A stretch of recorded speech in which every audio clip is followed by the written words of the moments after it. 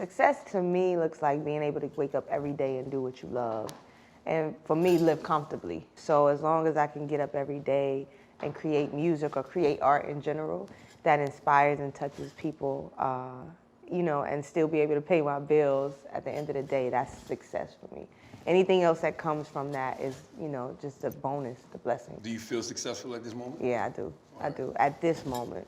Before I think it was more so of being comfortable financially. I don't even want to struggle, but I didn't have to be so over the top where I had to have 15 cars and a big house. It's just like, if I could eat well and be able to dress fly and fly and move when I want to, and if my mom needs something, I could give it to her, and I'm good.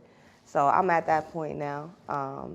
But and the music is moving. More people are discovering it every day. Like, as an artist, that was big for me too. Like, I wanted to create bodies of work that at least people could have the opportunities to know about and listen to.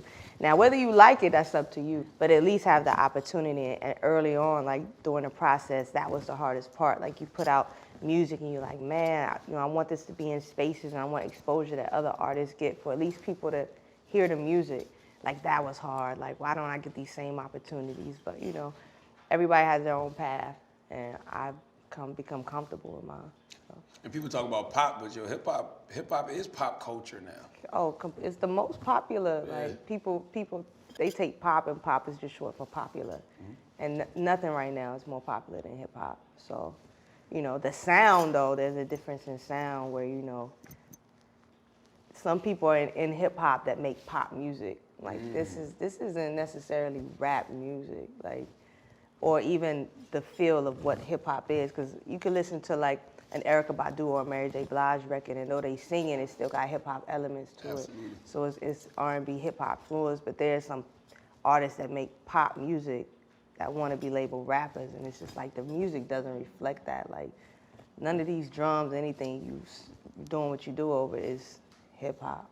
So what makes it hip hop? I honestly think it's all in the drums. Mm-hmm. Like, whether your drums are boom bap or whether they got heavy 808s, it's just something in that rhythm that it's just blackness.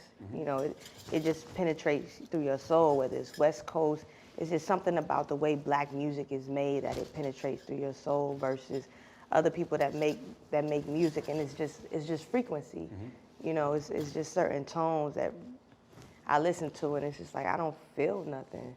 These are just sounds to me, but it doesn't feel like, I don't know how to explain it, but yeah. You know what I mean? Like, I think at the core it's in the drums all the time. No matter what your drums sound like, it's still in a rhythm that we've carried from Africa before it's just ingrained in our DNA. I've always wondered what made North Carolina so lyrical.